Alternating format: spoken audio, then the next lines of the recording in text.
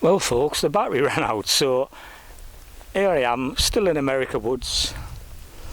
Whether you'll see this or not, whether I publish it or not, we will find out. But if I have published it and I've put it into a playlist and you've got this far, well done. But I'm just, I'm not worried who watches it or not really. It's just something to keep me occupied, I guess. It's a little hobby of mine, which I did label Derek Farrell's Travel Babalog in earlier days. But yeah, look at that. That's a fungus growing on a tree there, isn't it? Which brings me to another point. We used to be forest dwellers, didn't we, years and years ago. And this is an ecosystem. See this woods here? Like any forest or woods are ecosystems. And the fungus and everything growing on the trees, the fungus under the ground, the animals, the plants around, all part of the same ecosystem. You take them trees down, that's it, you've knackered that ecosystem. Planting saplings won't make any difference to the damage you've done. And of course, the bees depend on, look at that, and I know whether it's that particular fungus, I don't know. But I know they do depend on funguses in rotting wood in the forest and stuff for it boosts their immune systems, etc. It's a special, it's full of proteins and this, that and the other, everything a bee needs to survive. Now people, like now they've got big sort of factory hives, where they're breeding bees and they're feeding them sugar water, then they're sending them off to by road or air or whatever to various places like apple orchards and things, so they let them loose and they do the pollinating. The trouble is that they haven't got all the nutrients they need, these bees, so you get the workers going out to do some pollinating and then they lose their energy and stuff, and they fall off and they don't go back to the hive now. So the nurse bees who were in the hive looking after all the what we call them, larvae, etc., keeping them safe from viruses and well, not so much virus, from predators, mites and things which eat the larvae, etc. They have to go out looking for honey, so the hive gets left unprotected, so those mites get in and that's it, that's that colony knackered. Well, there you go. So we do need this nature, we need rotting wood. I mean, I'm planting loads of flowers for bees in my garden this year. I've got a fairly big garden on 3 sides of the house because I'm in an end semi. And last year I planted some flowers for bees and that on both front and back. I've got like a side garden as well. That's where my bird table is and stuff. But just near there's a big rhododendron, and under there it's a little bit like a woods, a bit like a forest sort of scenario. There was loads of this poison ivy all over the place, but I've had so much time these last few weeks I've ripped it all out.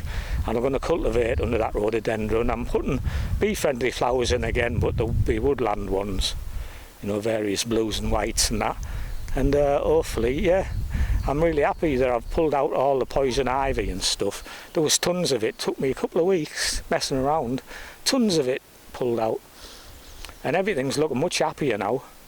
It's all starting to bud back nicely, all the edges, and I have also have a lilac shrub, part of that, like a bough up there where I was looking at earlier, where the ivy dropped all around it.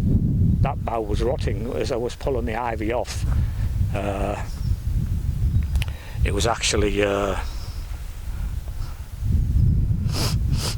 just fell away, fell off basically, it was rotting. So anyway, there's still some of that, well, the majority of it is still left. That big lilac shrub, it goes to about, must be 15 feet by, maybe it's a similar diameter at the top. You know, it's got dog roses growing through it, which come out every year as well. So, you know, it's another plant I've got in my garden. I've got a forsythia, which is a good one as well. That's flowering at the moment in yellow. Yes, who calls this the yellow season? But anyways, yes, it's good to get all this stuff going again. But I'm also going to put some rotting wood.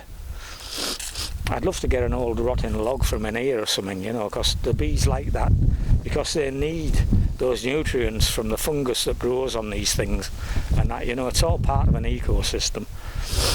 And of course it's being lost, isn't it? I mean, I was campaigning for Greenpeace way back in the early 80s about deforestation and save the whales basically in them days. I was big time on that until I don't support any NGOs anymore now. I don't trust any governments or political parties because they're not doing what they need to be doing really, which is stopping 5G for one thing, and fracking, you know. But I've got onto the 5G big time.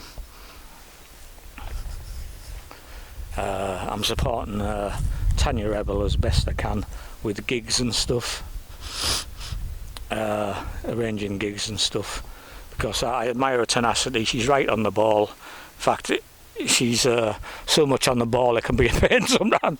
But there you go, you know, I admire her tenacity and I'll support her as much as I can. And I'm trying, you know, it'd be great to get some gigs together. Obviously we can't do it at the moment, but for this lockdown we're in, but we can. I'm hoping more people will come on board, because, you know, if you don't want to, that's fine, you know. And if you think you don't, you know, but I don't care what anybody thinks about me, whether they think I'm a loony or what, but I'll just speak what I think is true.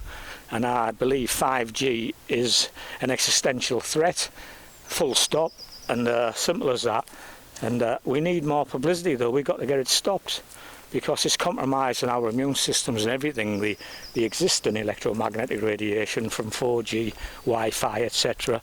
I must have spoke about it. I don't know if I've done it in this video, but yes, we need to get it stopped. And if we could get some good names on board to do some of these gigs, to get more people interested, that's all we want to do, get people interested, not trying to shove anything down anybody's throat.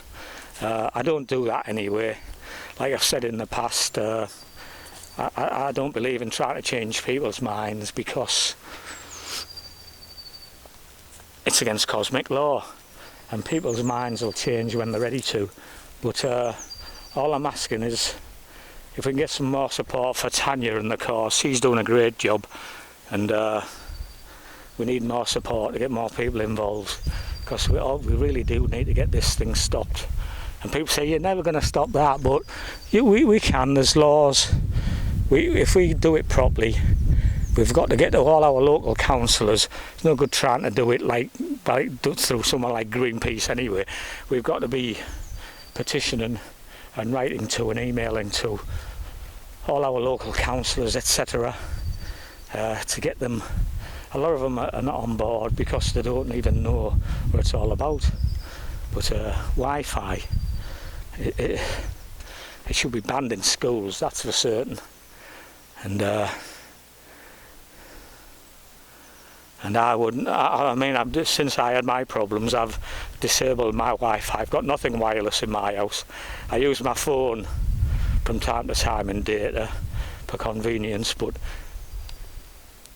10% of what I used to. Excuse me. I'm meandering around in this woods here. I'm not quite sure where I am, but I'll realise in a minute. I'll be heading out again.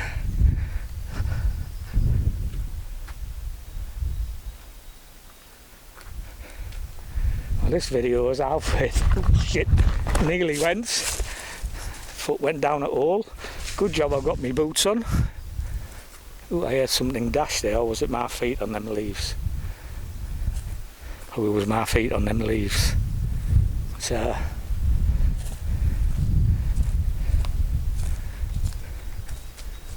yes, place. I know where I am now. I know where I am. I'm getting to know the place. I'll start heading back out, which is through here. I'll go around these trees. All these mighty oaks.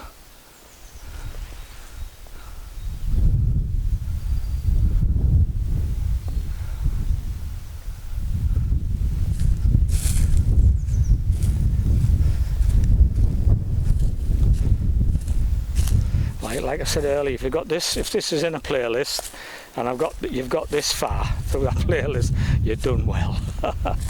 I don't claim to be, you know what I mean. I'm certainly not viral, for want of a better word, on my channel, but I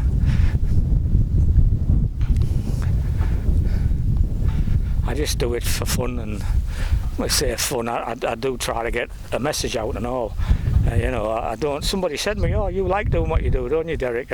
It's like, I think they got slightly on the wrong angle there. I don't like it. I'm doing it because I feel I have to.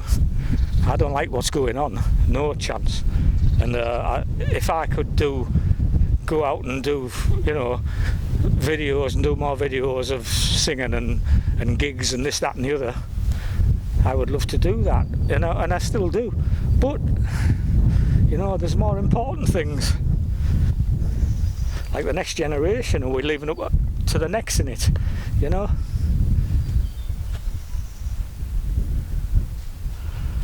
So I'm doing these little shoots now and again. This is used to be a farmhouse, but it's now, in fact, I think they call it America Cottage. Lovely place, lovely house, lovely place to live. I'd love to live there.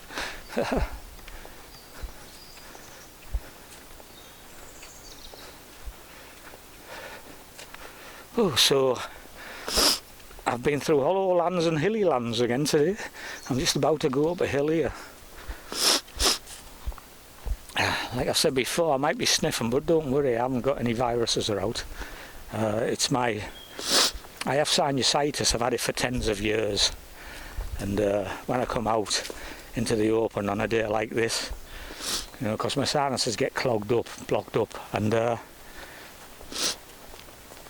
it makes my nose run, which unblocks my sinuses, which I do like, you know, because it takes the pressure off your head, basically. I used to get a lot of headaches.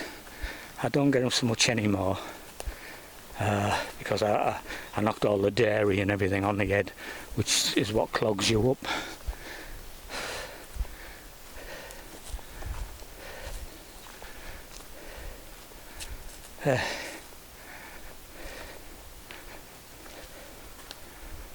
Anyway, nothing is written in stone, and I don't expect everybody to believe everything I say, but I'd expect people to do more research into these things, and in these times I think we've got a lot more time to do research.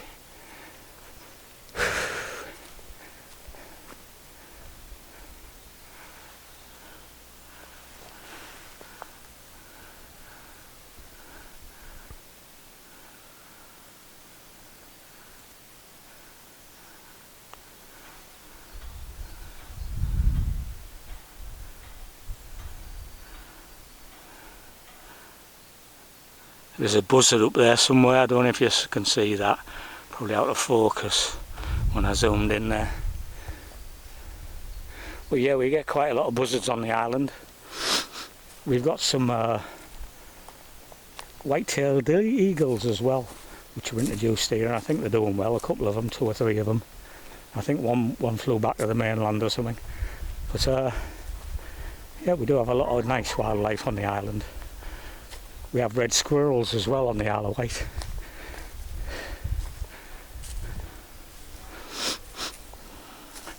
Of course, we have lots of foxes and badgers and all that kind of thing. In fact, they do come into my garden on a night, because I got a camera and I've been filming lately. It's an infrared camera with a PIR sensor on it, so, you know, I've only said it does videos, but I've only been taking photographs because I wanted to see if the hedgehogs were still coming in the garden. I haven't spotted any yet. I know they run away from a badger scent, because badgers are one of the only things that will peel an hedgehog and eat it.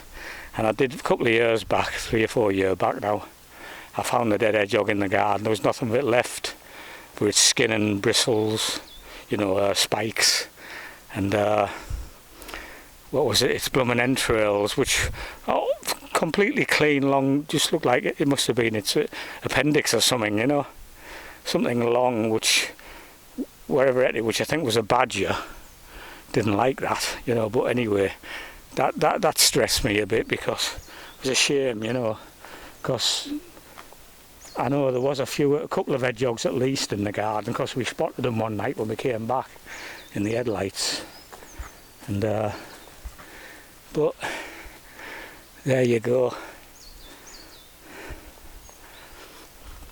I'll do some more films as time moves on, and maybe we might see some. But again, the natural environment around me, I mean, my house, where I've got all these nice shrubs and hedges and trees and that, it's probably one of the only ones around my area, around my street, which is, I mean, there was one opposite which had a big chunk of, you know, what we call it, shrubs and bushes and stuff, and all the birds used to go in there, you know, loads of dunnocks, etc. And a guy came along and bought it a couple of years back, ripped the lot out and put an art standing in there. So now they've only got my garden, really. I mean, these areas like I am here, I mean, when I first come out to walk over here, I'm in the woods within 10 minutes, so obviously there is other environments around for them, but they are coming in my garden and eating the seeds and everything I put out for them, so I'm pleased to see that.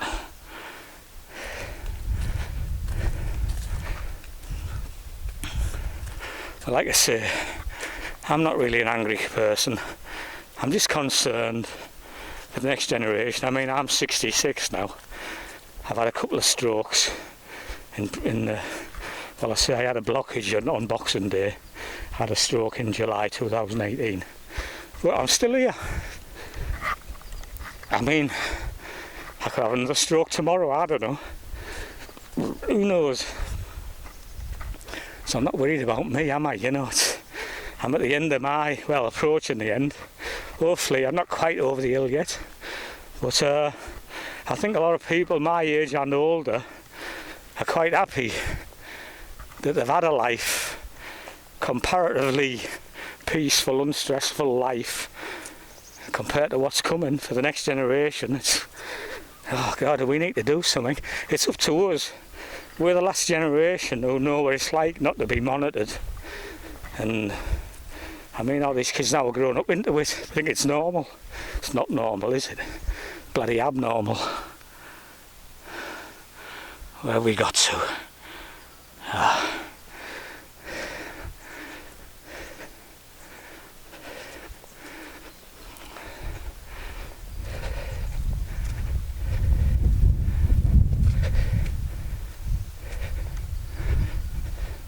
Heading back to up Hyde.